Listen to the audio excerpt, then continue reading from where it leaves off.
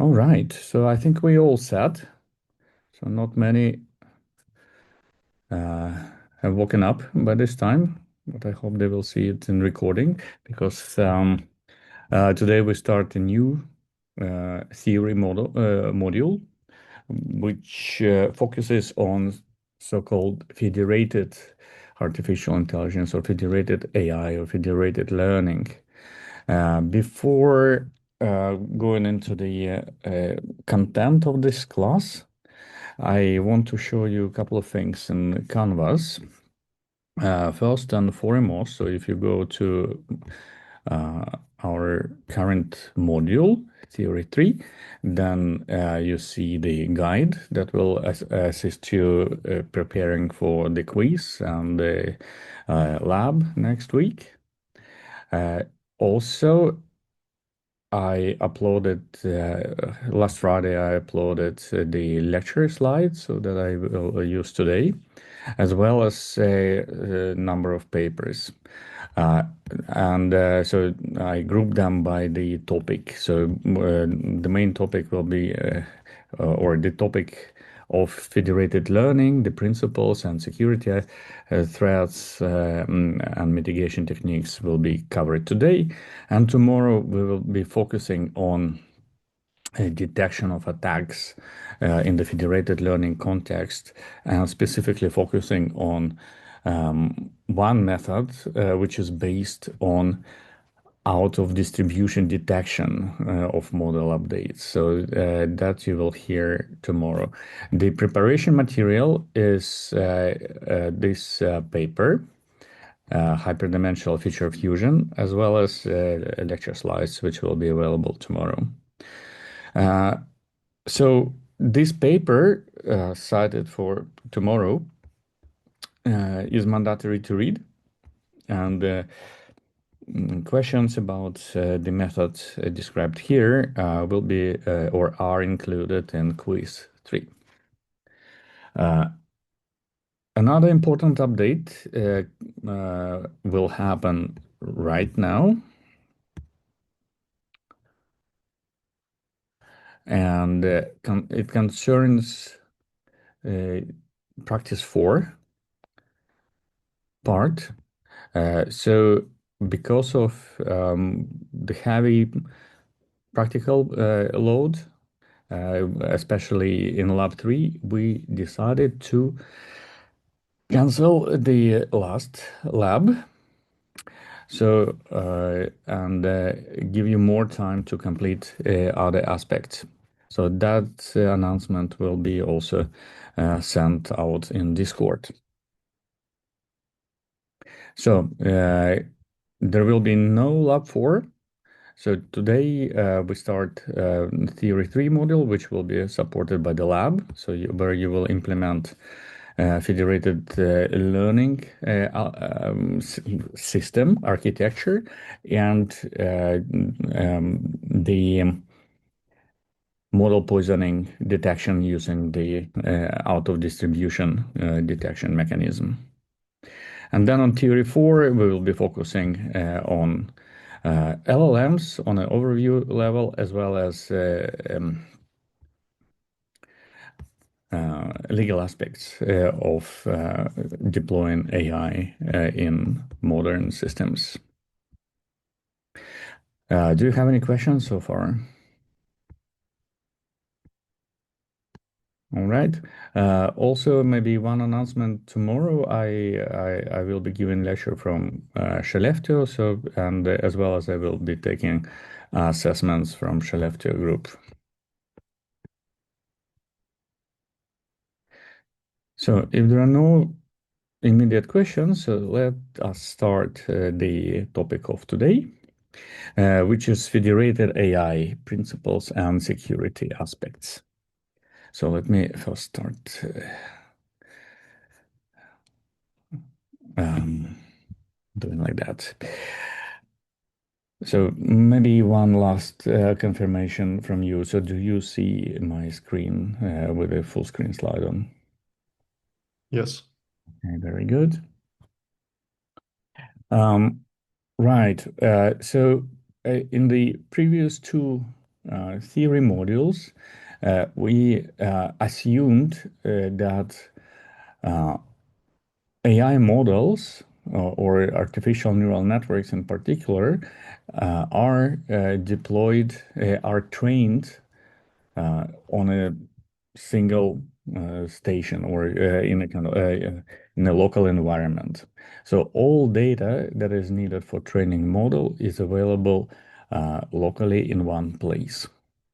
However, in reality, so there are several use cases where you want to enable learning on data which is distributed organizationally, geographically, etc.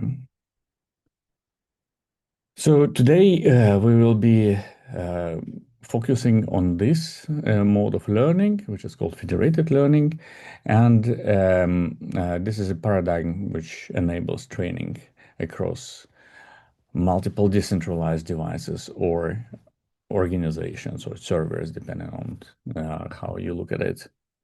Uh, the important aspect that in either case the data is kept locally. So each organization or each actor participating in the learning protocol uh, doesn't want to reveal the data by, well, privacy, confidentiality reasons, etc.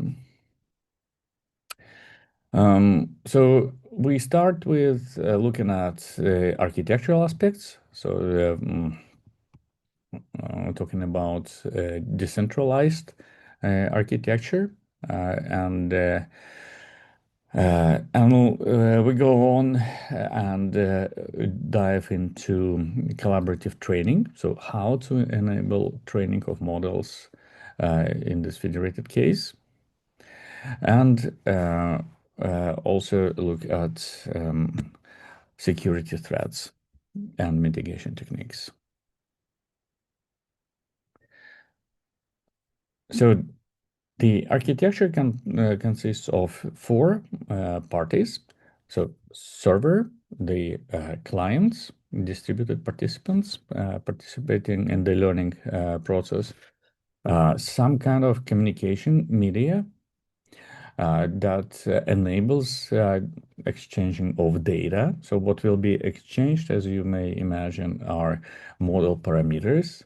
And by model, we mainly mean artificial neural networks. So what we will be exchanging are, well, depending on how you look at it, you can think of exchanging weights of artificial neural networks, or a network, uh, or gradients, basically. And so this data will be communicated over some kind of communication medium. And then we will need a special algorithm that puts all these pieces of the model together into one global model. So graphically, it looks like this. Also, you may immediately spot that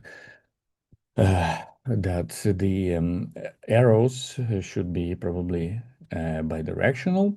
So, but in either case, so we have and participants having each own portion of data and being able to do training locally on this data.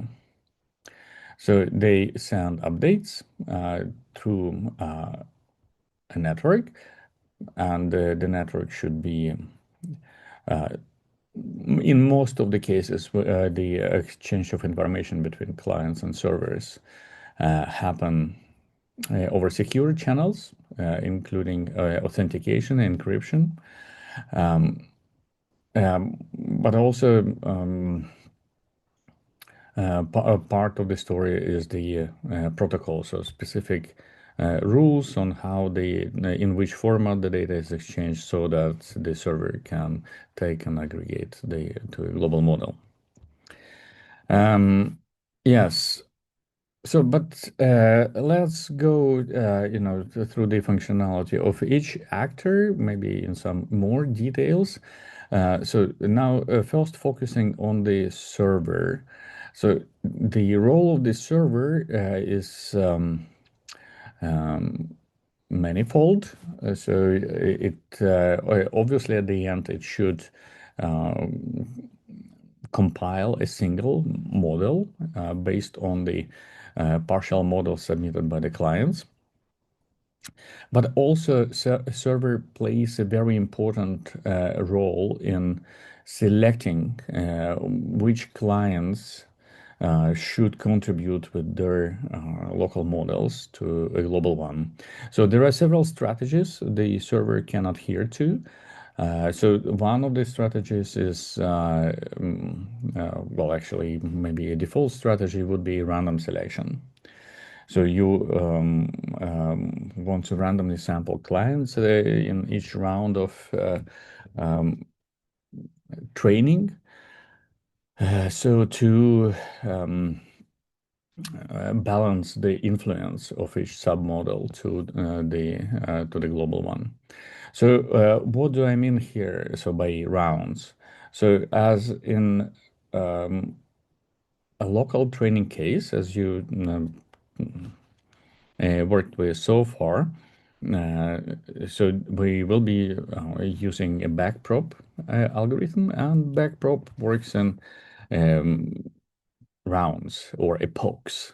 So roughly speaking, you can think of a round as an epoch, or maybe it is several epochs, anyways, performed in each of the clients, and between these rounds,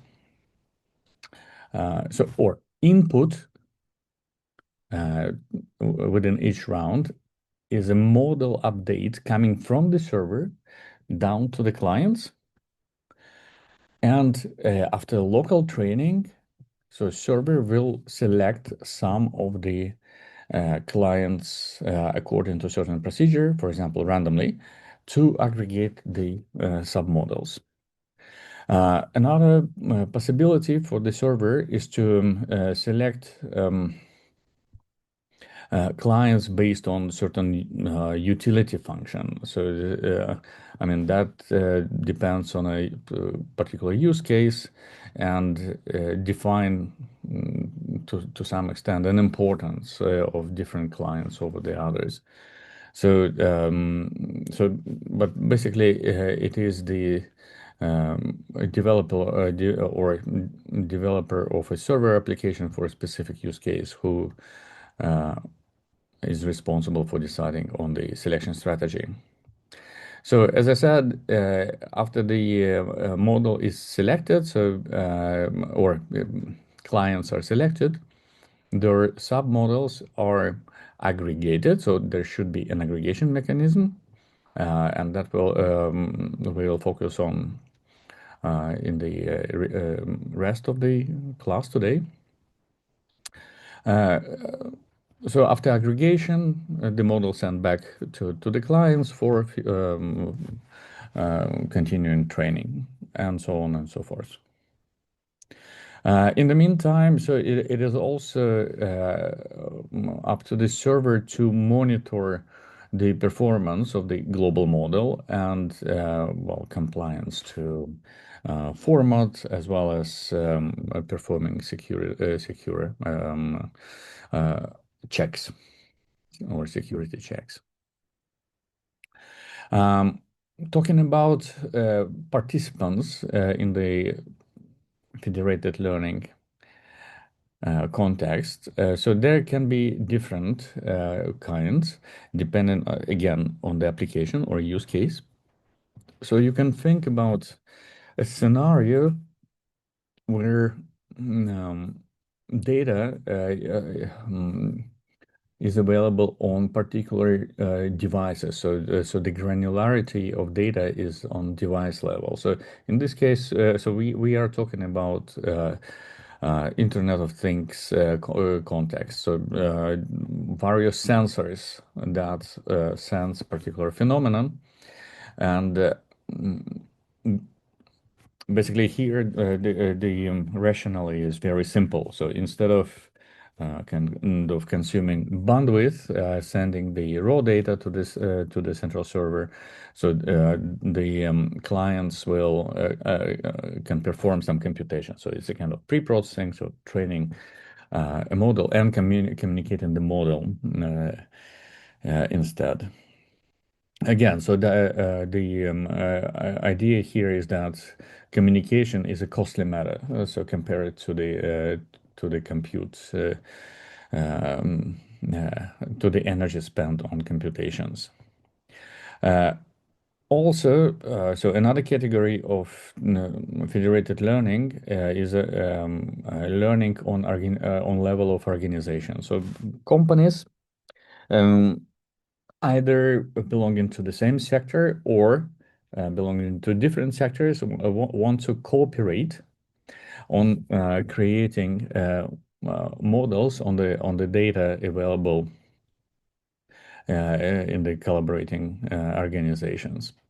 And in this case, we're talking about cross silo federated learning.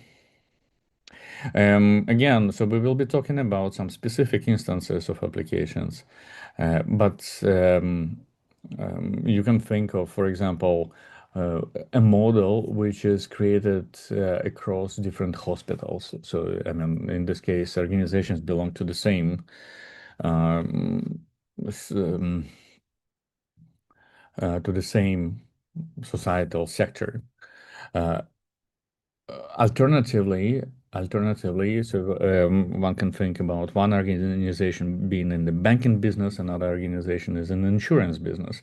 And again, so one is interested in a model which combines the data from both, while by obvious reasons, so the organizations cannot directly share the information with each other. So we will be talking about this use case as well.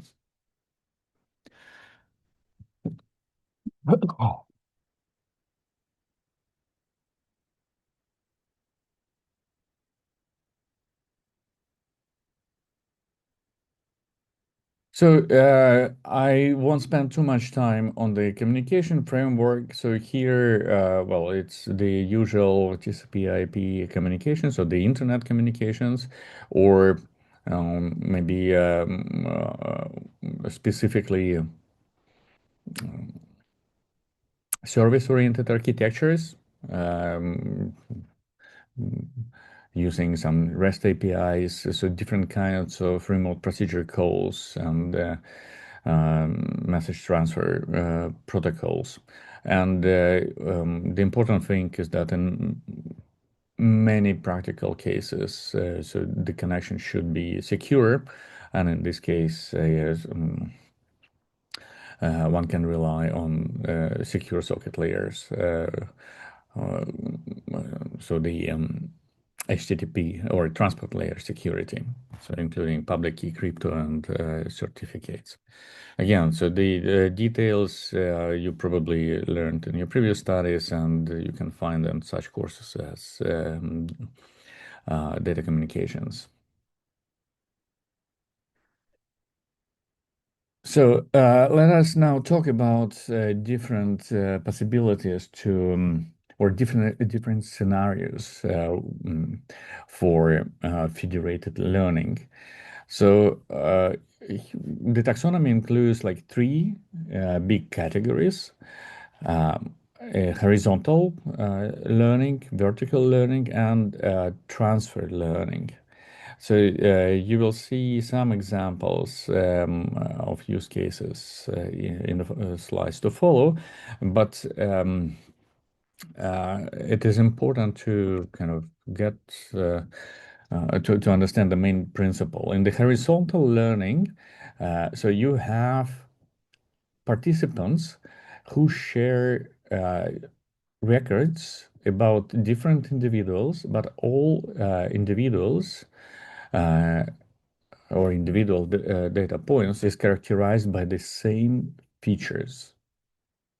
So you can think about, so you work with MNIST data sets or handwritten digits. So think that so you I mean this is the data you want to learn a model, train a model on, but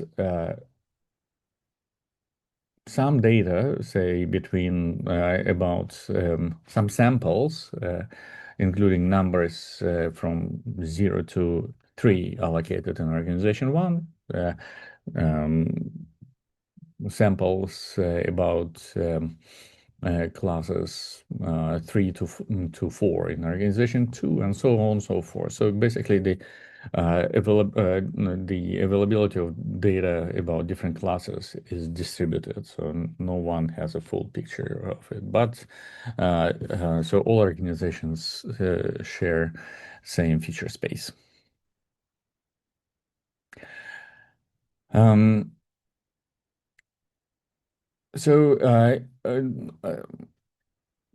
compared to the horizontal federated learning, so vertical federated learning is about uh, having samples. So there would be overlapping samples um, in different organizations, but characterized from different angles. So basically, um, so in organization A, so if we now talk about personal statistics in the banking sector, one person can be characterized by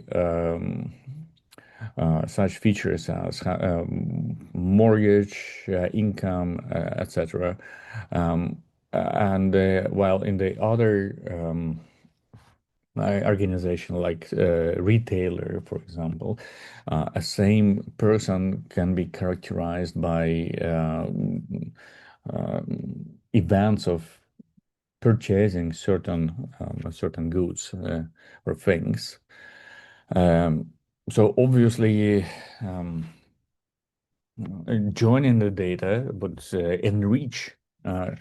uh, enrich the information about individuals. So, and that is the purpose of the vertical federated learning approach. In the and then you also may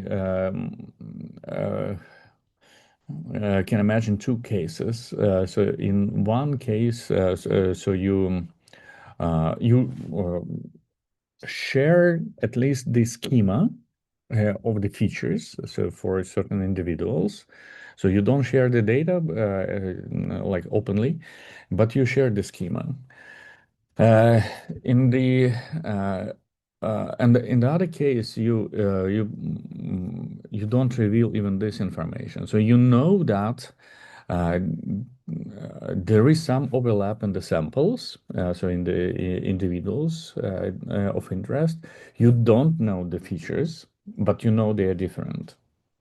So what you can do here, so you can enable a process where you communicate the embeddings, so the latent spaces, so the representations for these individuals that characterizes it in each particular organization.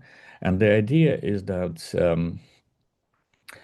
by enabling a joint training process, you would enrich these latent representations. So based on each individual loss function for each organization. And by this, you would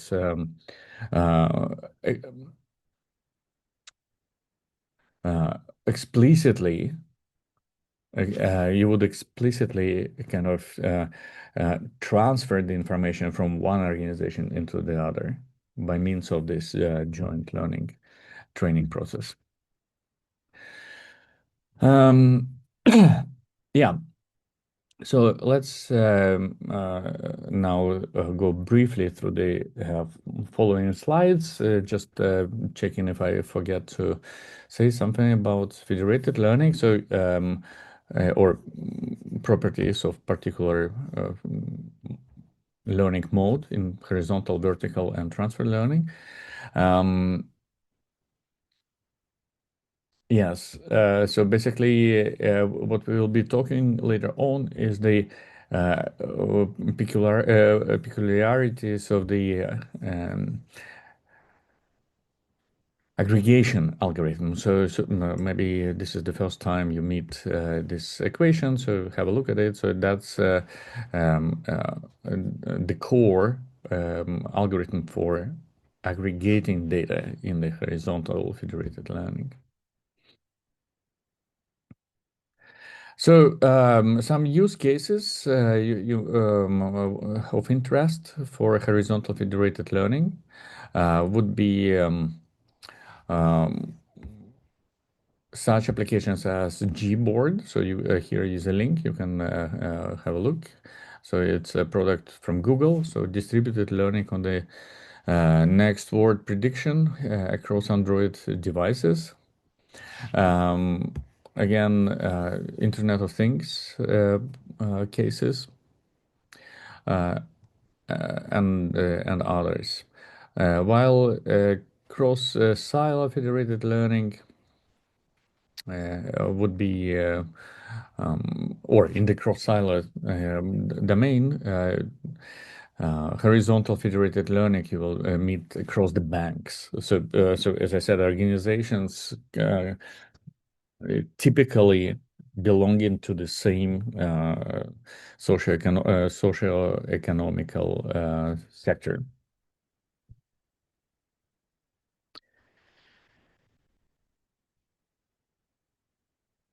So the challenges from the training perspective. Um, the main challenge is from the training perspective is the statistical heterogeneity of data. That is again, so without going into kind of formal definition of learning, statistical heterogeneity affects the convergence of the final model. So basically, um, uh, different updates on heterogeneous data so may result in slower convergence. Um, so let us talk a little bit more about vertical federated learning.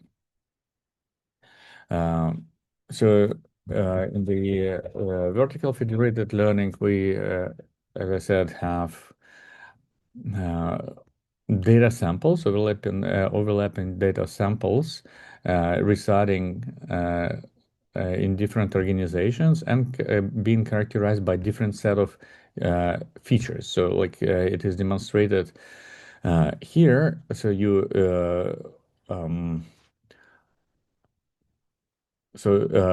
have an individual or a particular set of individuals characterized by features XA and XB, like in a bank and a retailer. Uh, so the result of a learning is a transform Z. So that is a local um, update or a local model trained on B data. And when combining these updates, so you would get a model that contains full information about the individual.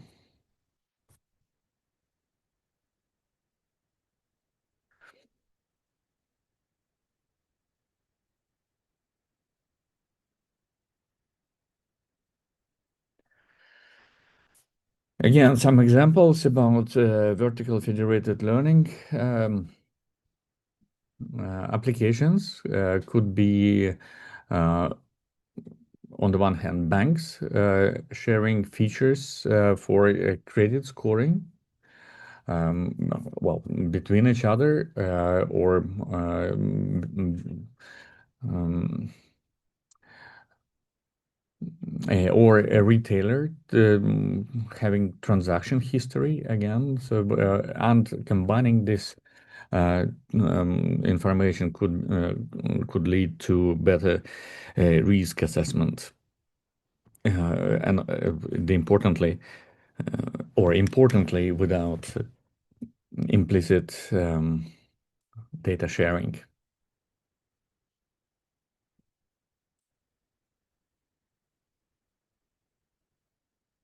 So technically, the main challenges about vertical federated learning are um, procedures for aligning the samples. That includes uh,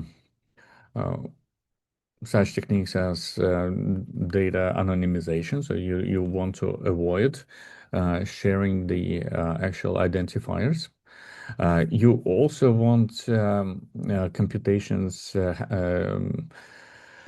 to be secure. So basically, that individual updates, again, since each update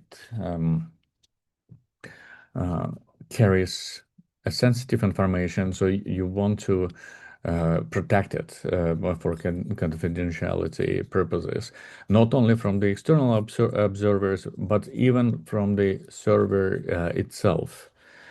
Because while server can be there are two use cases here. We talked previously about um, a server being deployed on untrusted platform. So it means that you do not have control on the computational resources. So and potentially the server can be compromised. Uh, another threat model to the server is that the server is honest, so that it does the functionality that it should, but so-called curious, so that the server may attempt. Well, it will do the computations as asked, but it may attempt to collect certain statistics about the data. So what is desired in this case is to cryptographically protect the data being exchanged between the clients.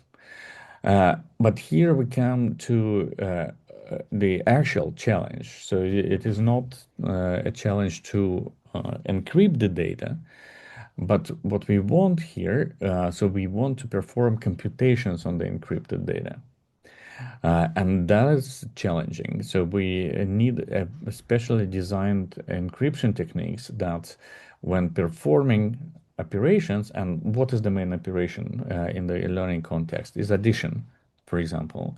So as you will learn later on, aggregation is about adding together in a special way partial updates, model updates. So what we want a special cryptographic scheme that do this operation on encrypted data. So by again different reasons. Uh, Skipping the step where the data appears in clear after the decryption, but also for the computational and energy efficient, because decryption could be a costly matter. So we will have a glance at one of such techniques, which is based on PAE homomorphic encryption scheme. Finally, so the third class of federated learning is called federated transfer learning. So here on this in this table, so I collected characteristics of horizontal, vertical, and transfer learning techniques uh, with respect to nature of information be shared between them. So once again, horizontal federated learning is about having different users or different samples, but uh, same feature space. Vertical federated learning is probably same users or at least overlapping users, but different features. And in the federated learning context, so there is some overlap, but to a large extent, um, uh, the user base is different. between organizations, and the feature space is different. And we still want to enrich the models of each other based uh, uh, on the data available in both organizations. So again, so let us talk about federated learning for a moment. So the key characteristic of transfer learning is that raw data never shared. Well, actually, it's never shared even in the other two cases. But the important thing is that we share the encrypted embeddings. We do not share the models, but the model is trained on the server, taking into account the embeddings obtained from other models trained in different organizations. Again, the embeddings are exchanged in a secure way. So what is core principle behind federated transfer learning? So we have two parties, for example.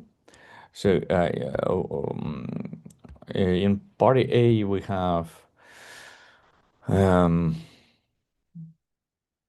we have feature space XA, and in party B, feature space XB. Non-overlapping in general. And I think it's, sorry, I maybe need to,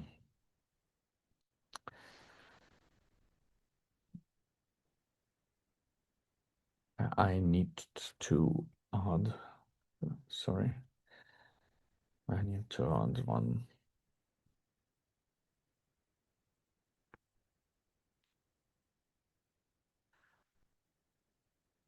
I think I missed one sign like that.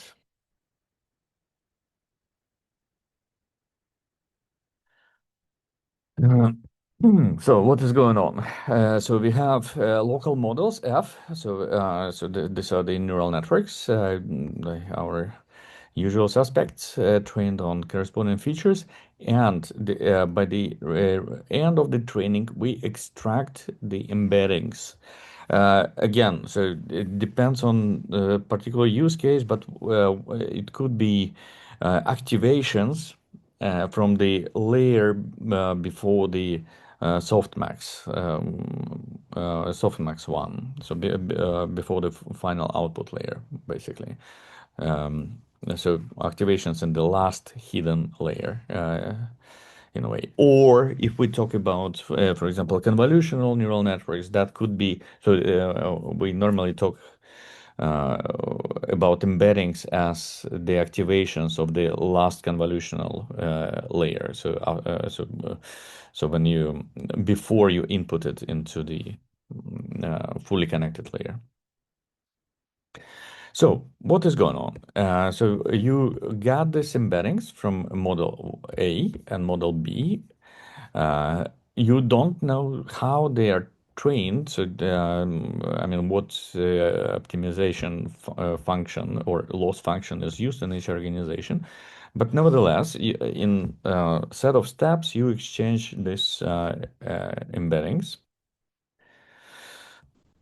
And what you want to uh, you want to align them. So basically, you add uh, you have an addition to your loss function that minimizes the distance between the two embeddings. So at the end, so while having uh, local loss function, which are different in different organizations, you want to make embeddings close to each other. It means that and this is the meaning of the transfer learning. By doing that, you explicitly transfer the optimization criteria from one organization to another organization.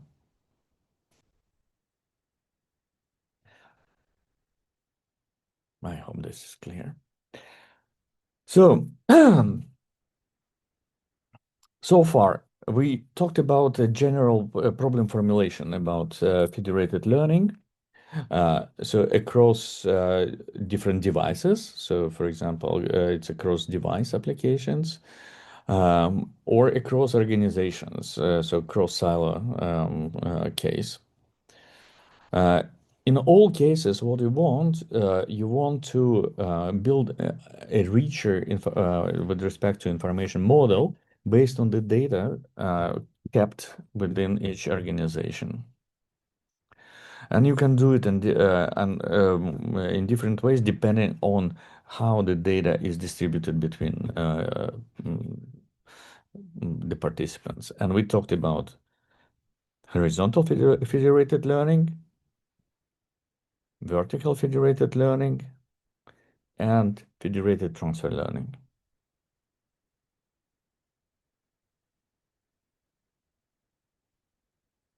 So let's move on.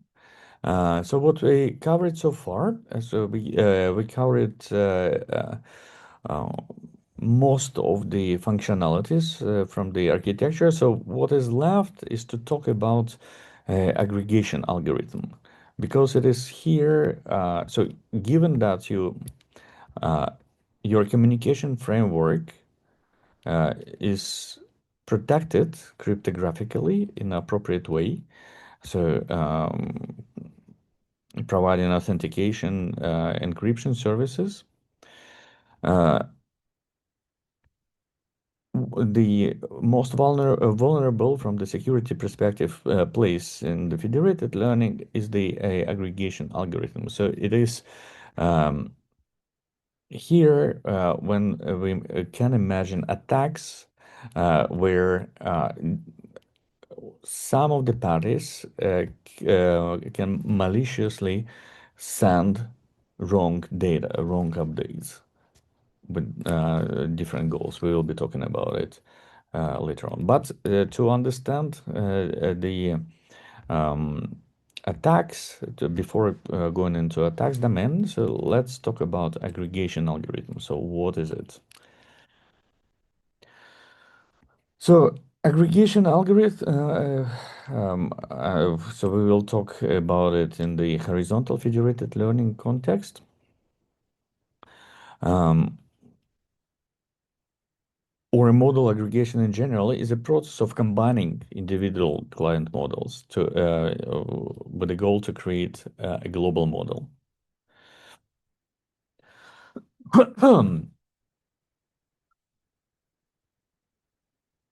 So it is here the collective knowledge is created by means of this algorithm. So let us go on and see the baseline formulation. So you have seen this before. So what is going on here? We look at the update as um, updates by means of sending weights, so weight matrices uh, of the local artificial neural networks. So, and these matrices are denoted by letter W here. So here are the upper index corresponds to the round of the learning round. And index K corresponds to the identity of a party participating in the federated learning. So we have K um, clients, so to say, that wants to aggregate the data. So what is important is, and that is quite natural, is to assume that each party has a different number of samples available. So that's a very reasonable assumption. So, for example, one organization or device may have 100 data samples, another by simply because of the nature of the application, it may have 300 of samples, etc. So different organizations may have different number of samples in the locally. and that is reflected by parameter n of k. So data samples available on client k. And obviously, so I mean, this information is communicated, so you can compute the global, the total number of samples across clients. So the aggregation algorithm works in several steps. So again, a very simplified case. So we have a single weight being initialized to a certain value. So it's like a random initialization of the model, and the server distributes it to the clients. So in the next step, so you each client performs the training on the local data, and then sends the trained model back to the server. So, for example, you train for 5 epochs. And the aggregation then takes each individual update and compute the weighted average. And the weighting is done by the proportion or fraction of the locally available data with respect to the total data samples across all clients. And uh, again, so on this simple example, so you get a new update. On the server, which is communicated back to the clients. So consider now the case where different parties have different number of data, and so they communicate their own updates. Um, So in this case, so with these numbers, so 065, 08, 075, and this distribution of weights, so basically this value over here,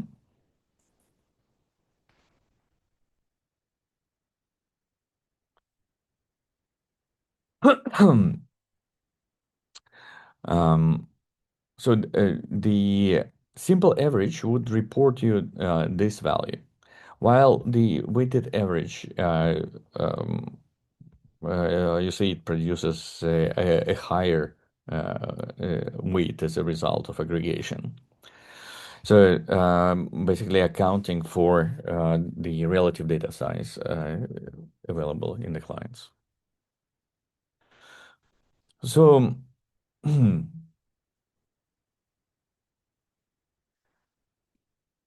basically, and this process continues then in several rounds until well, global optimization criteria is met. And again, global optimization is governed um, by the choice of the loss function. And again, the choice of loss function depends on the use case that you have at hand. So now let me watch it. So maybe we can take a short break, couple of minutes, leg stretching, and we continue with security challenges in federated learning. So let me pause the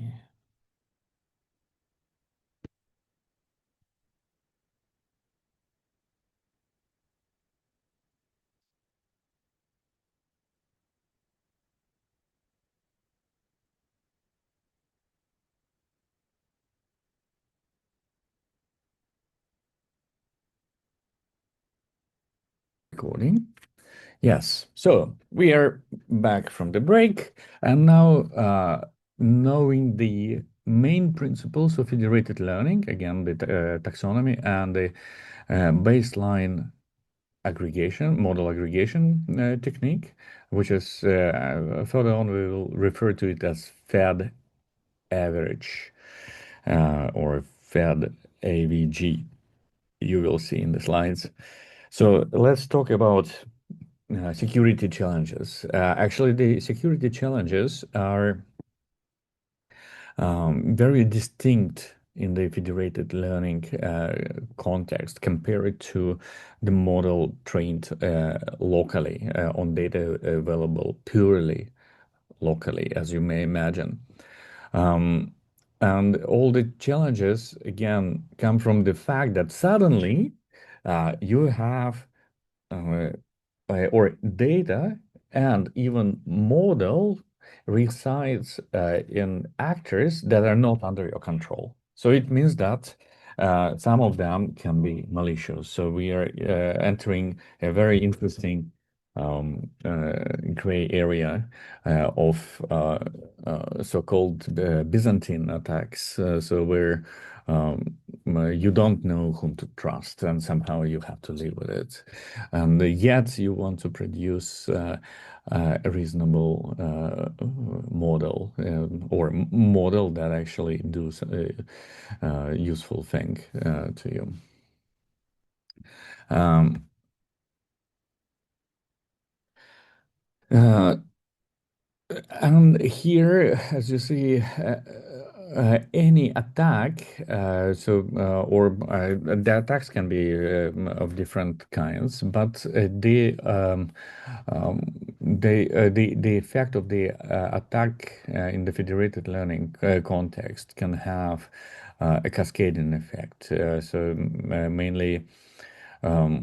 So gradually, it may lead to wrong behavior of the whole model. And later on, I will also speak about different uh, about different outcomes of the model. So here, in addition to accuracy, so like a performance characteristic uh, of the trained model, uh, we uh, or organizations are interested in explainability of the model. So that they want to understand how the trends, for example, how different features result in certain outcomes. So they are not interested in a kind of just outcome, so like a classification outcome, but they want some more information. So the attack angle can be different. So it's not only to make model misbehave with respect to accuracy, but also to produce wrong explanations. Um, and then again, so here with the federated learning, we kind of talk about cases when models are deployed uh, in realistic contexts. And as such, so they may have very severe societal impacts. Um, so talking about attacks variants, so they can be single client attacks, multi-client coordinated attacks, or some stealthy attacks.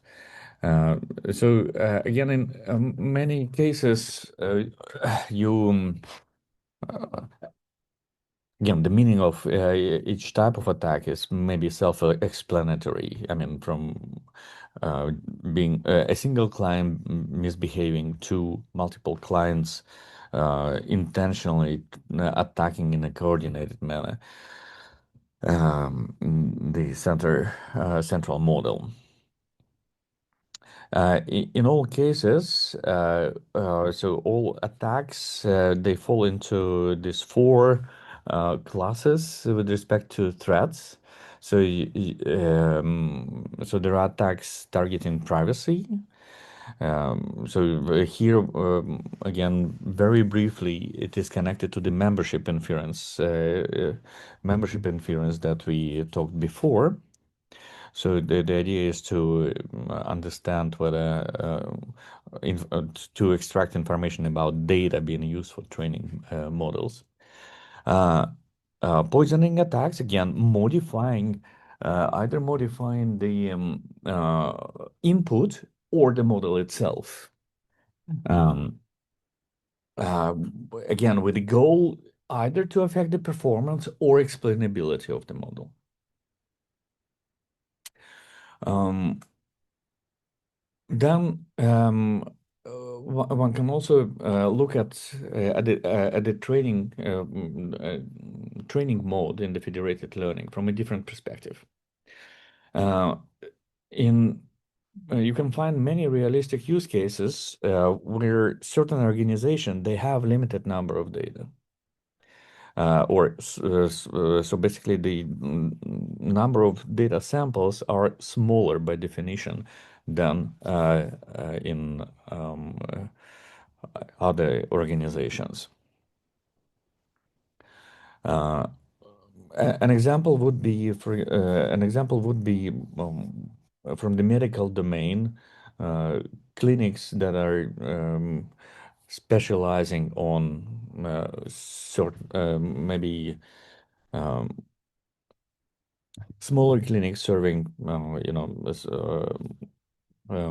districts with very particular distribution of uh, patients, which are unique for this location, compared to clinics uh, that serve a larger scale population. And in this case, um, when training training a model to withstand the adversary attacks uh, may result in disproportion, so that the final model will become will become unfair towards clients with smaller amounts of data.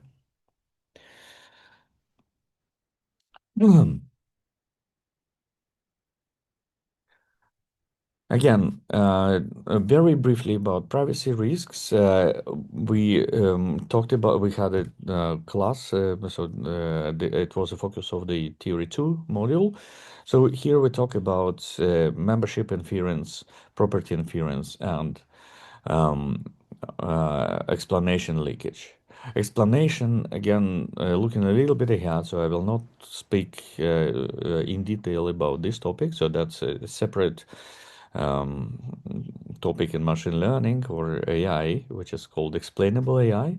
So a set of techniques um, uh, that intend to figure out what a particular model does. So basically, how different features affect the output of the model. So there are techniques like uh, I will mention some of them later on that do this functionality for you. So what an attack can be directed to is to understand these trends, which could be a sensitive information. With respect to privacy, again, so a usual technique of adding noise in a controlled manner is applied to federated learning in the federated learning context as well. So, and here it happens both at the clients. So you add noise to data to the locally trained model before sending to the server, and the server adds noise to the aggregated model before sending it out to the clients. So that's the mitigation technique for privacy preservation. However, what we will be focusing on today and tomorrow are the poisoning attacks. We studied them in the previous two modules. Here we talk about them in the federated learning context. And here again, we have two kinds of them. So the model poisoning uh, and data poisoning well, in general we talk about um, Byzantine type of attacks where clients can send arbitrary manipulated data. Um,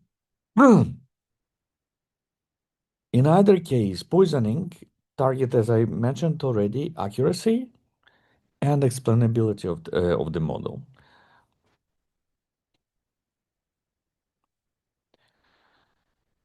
So let's talk about Byzantine threat. Um, so a traitor, a malicious client, uh, can send incorrect or inconsistent updates. It can send, for example, extreme gradients, uh, and it can, well, interfere at different stages of the learning. So the idea is to implement techniques that counteract this kind of attacks.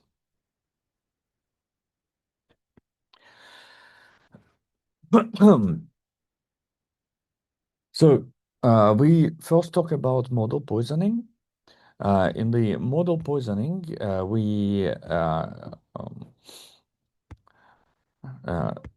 so the assumption is that malicious clients, intentionally modify the local update. So the data could be valid, but the update could be different. Again, uh, uh, aiming at different effects on the global model. I will talk about it very, very soon.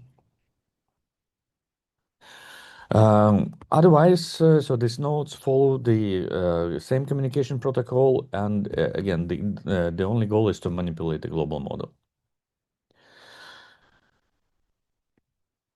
So why the baseline federated averaging is vulnerable? Because you remember, so the only objective with federated averaging was uh, mm, is a weighted average. So to take into account the disproportion in the number of samples available in different clients.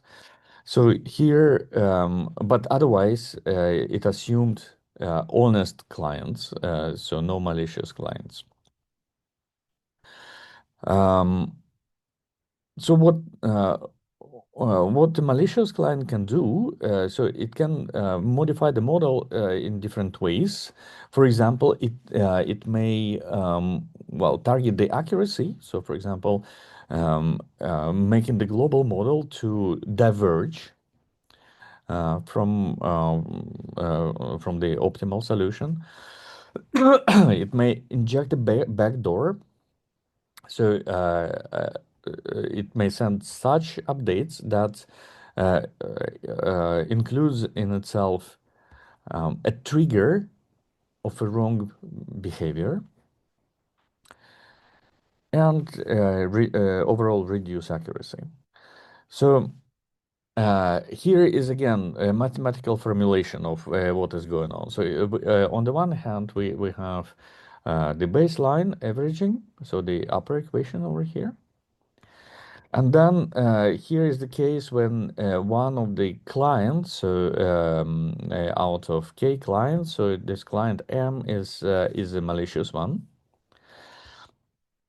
So what is possible to do? So it's very easy to see that, I mean, you can choose this delta such that a single client starts to dominate. So I mean that's kind of it's quite intuitive, I would say. So common attack styles include sign flip.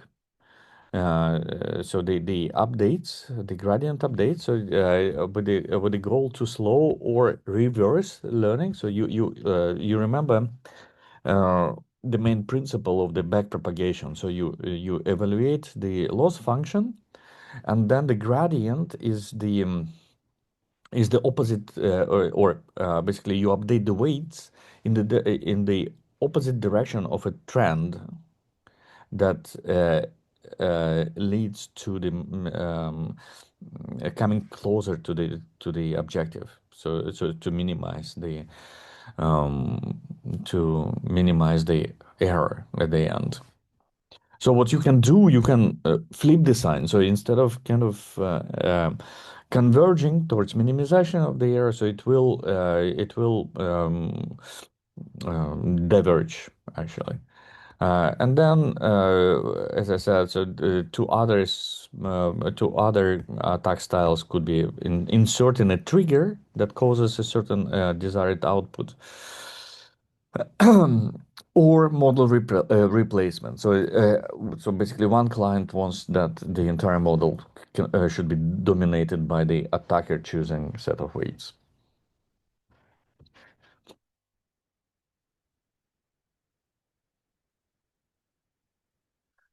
Um, So what you can do as well, here we talked about modification to the model itself, so to the weight matrices that are learned during the backprop. You can achieve similar effect by manipulating the data. So, for example, you can you can flip the labels intentionally so that the model the global model the accuracy of the global model is reduced, but also, as I said, a special vector of attack um, um, targets the model explainability. So what does it mean? So there are established methods for model explainability. So it is you can find their description elsewhere. So again, so it's a topic for a totally separate class. But examples of this model are Lime and SHAP. So, for example, Lime uh, is about training simpler models, studying the effect of changing in the input features on the output of the model. So that, for example, you can deduce that increasing the income uh, leads to uh, uh, kind of higher applications to mortgage or something like that.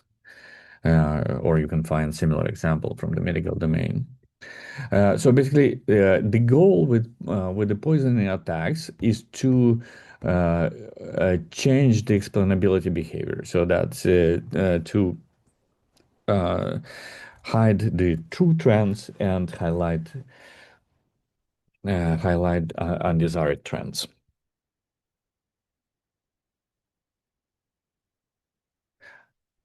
Again, so as in all other cases, we can express it formally, but maybe let's skip it for now.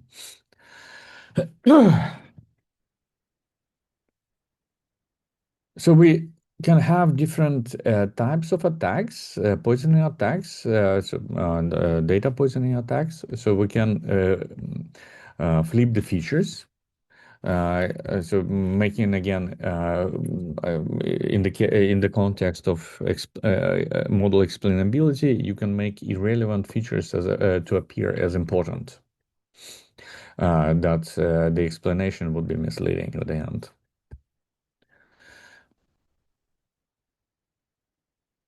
On the other hand, so the opposite vector of attack could be about um, hiding importance of critical features. And or you can reverse, as I said, the trend of explainability. So the defense strategy. So now knowing the attacker model or threats. So let's talk about defense strategy. So all in all, we can mitigate the effect of the attacks in the federated learning context by um, in different ways. So, for example, we can uh, um, we can improve the security of the communication framework. So inserting the client authentication so that we have better control on who is sending updates. But again, all along, it may be not sufficient for full protection. So what we can do, we can uh, select, um, we can do data validation uh, uh, uh, or invent means for validating data. And what we will be talking about most today, we can modify the baseline aggregation mechanism and introduce so-called robust aggregation. So this on the defense strategies. Then you can also introduce measures for detecting possible poisoning. So and then you can do it along the three axes, like uh, introducing consistency, checking, and explainability, outlier detection, again in explanation patterns, uh, or distribution shift monitoring. So that's what we'll be talking about tomorrow. So how to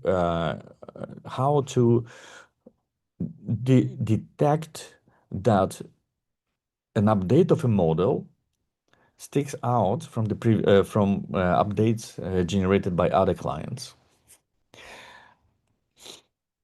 Yes. So in this context, we will be talking about out of distribution detection techniques tomorrow. But today, let's talk about robust aggregation methods. So again, remember the baseline. The baseline is about weighted averaging of the updates from different clients. So one of the possible robust aggregation methods would be so-called coordinate-wise median. And again, mathematically, it is written here, but the explanation is rather straightforward.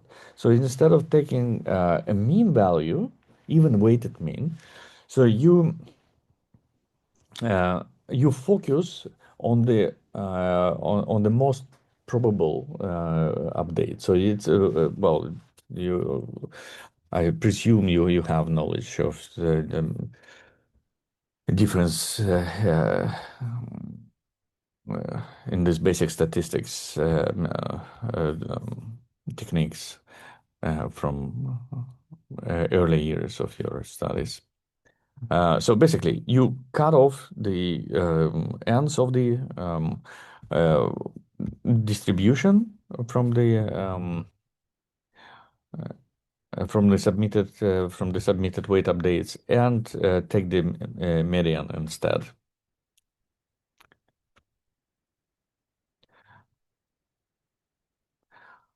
Uh, this method, so the coordinate-wise median, is computationally simple. So you just you don't try to detect possible malicious update. You just change the and the way how you calculate the statistics of the updates. Here you want to so in the second method, which is called crumb aggregation, you actually assume that some number of clients are malicious, and you want to you want to approach the selection of the legitimate clients more consciously. So for this, You collect all the updates. So G here is an update from particular clients, and you construct the distance matrix. So you compute the distances between the updates from each client. So remember, so the models have the same dimensionality. So you can compute the distances and the between the vectors for different layers. And then you select, so you have a criteria to select the closest updates, so the updates that are closer to each other than other updates. So I will show you now an example. So let's consider that we have a case with 6 clients, and again, so we assume that number of malicious clients is 1, so one of them is malicious, and uh, and each client sends model update vector G again. So here G you can probably put some meaning to it as gradient update. It can be turned also, the formulation can be turned to weight update, but it's pretty much same. So and now we want to calculate square root Euclidean distances for each pair of clients, or updates from each pair of clients. Um, and then we find the top 3 or some top number of neighbors, and this number of neighbors is computed by this formula. So again, the total number of clients, the assumed number of Byzantine clients, and minus 2. So in this case, so we'll be looking for top 3 clients. So numerically, so we have 5 honest updates. So with these numbers, again, probably you don't need to kind of do mental computations, but these are uh,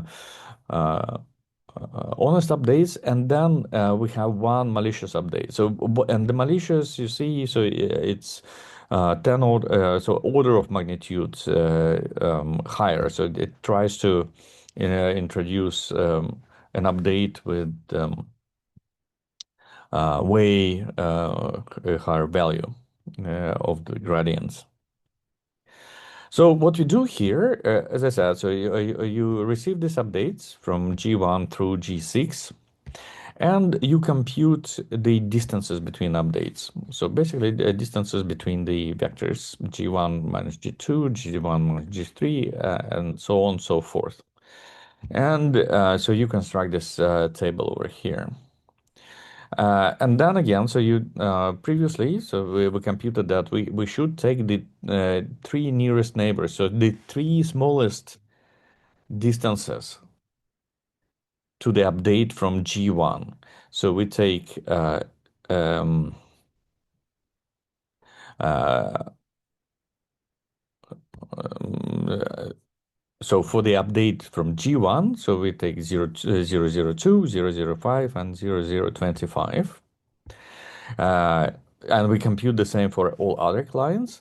And now across, and then for each client, we sum up uh, uh, the distances for the top 3 neighbors. And then you select, for the model update, you select the ones with the smallest sum of it. So let me see if it's visible here.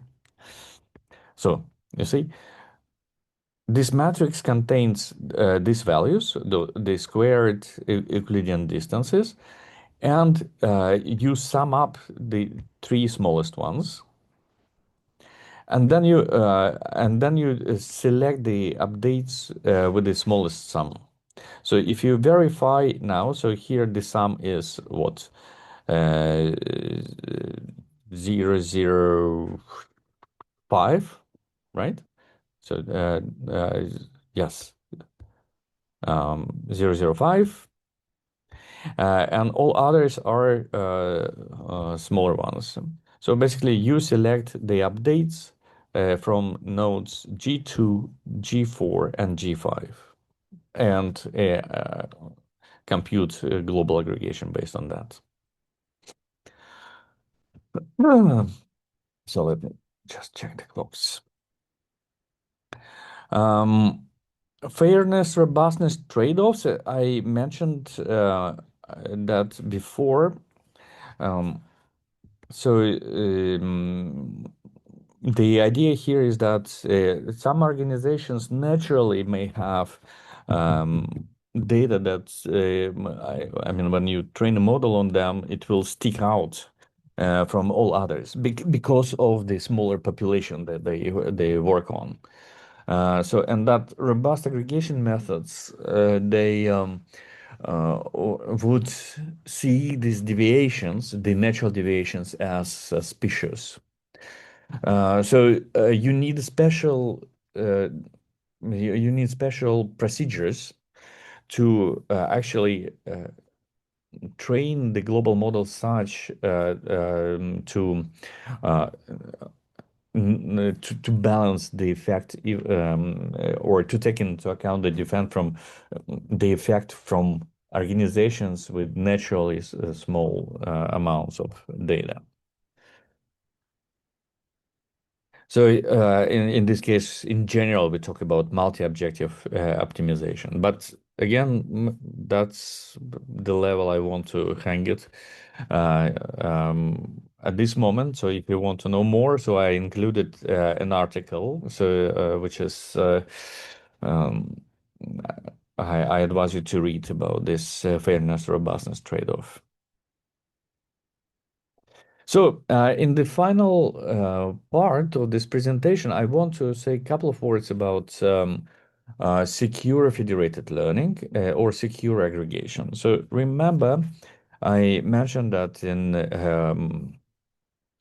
uh, all cases, you also want to uh, address a case where server wants to learn some information based on the updates.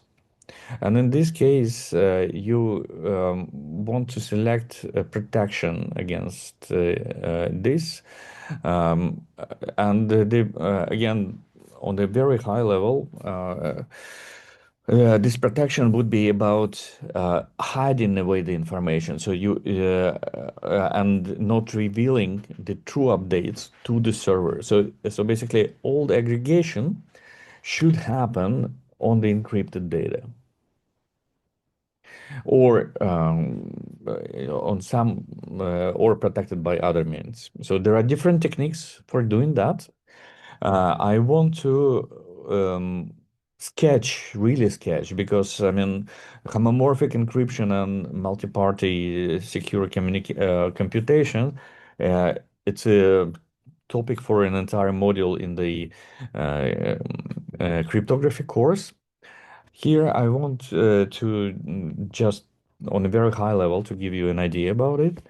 So what you want with the homomorphic encryption is that you encrypt the quantities you want to exchange, and then you perform operations on the encoded data, and that would correspond to certain operation on the original data, on non-encrypted data, still being in the encrypted format.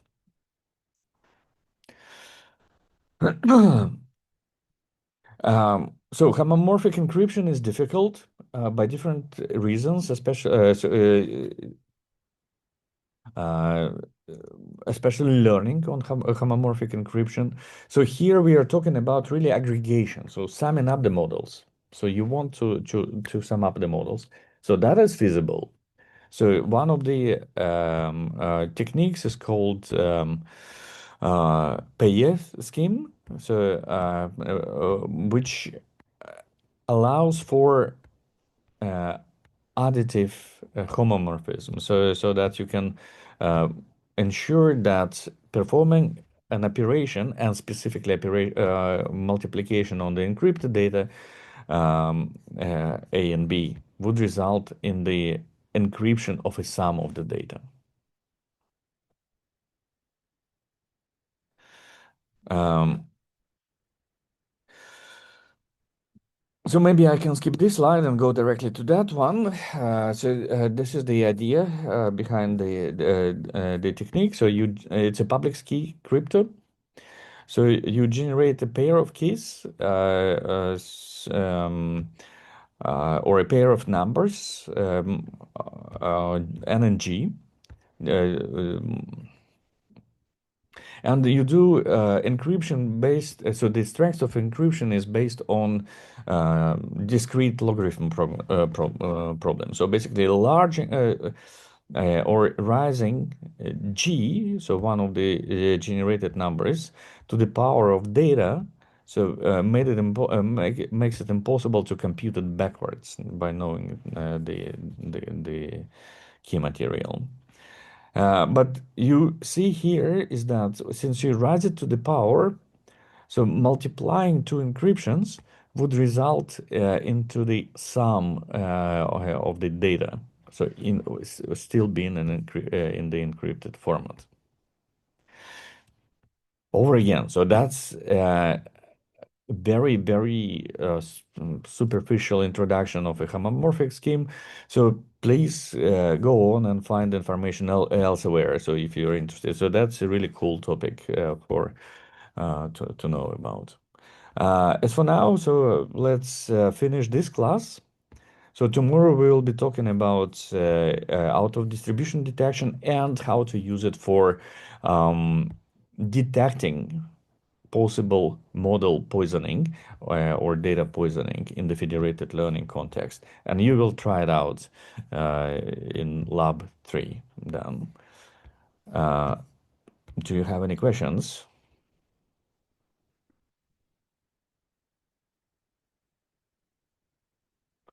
Then that's it for today. So I see some of you in the afternoon assessment session.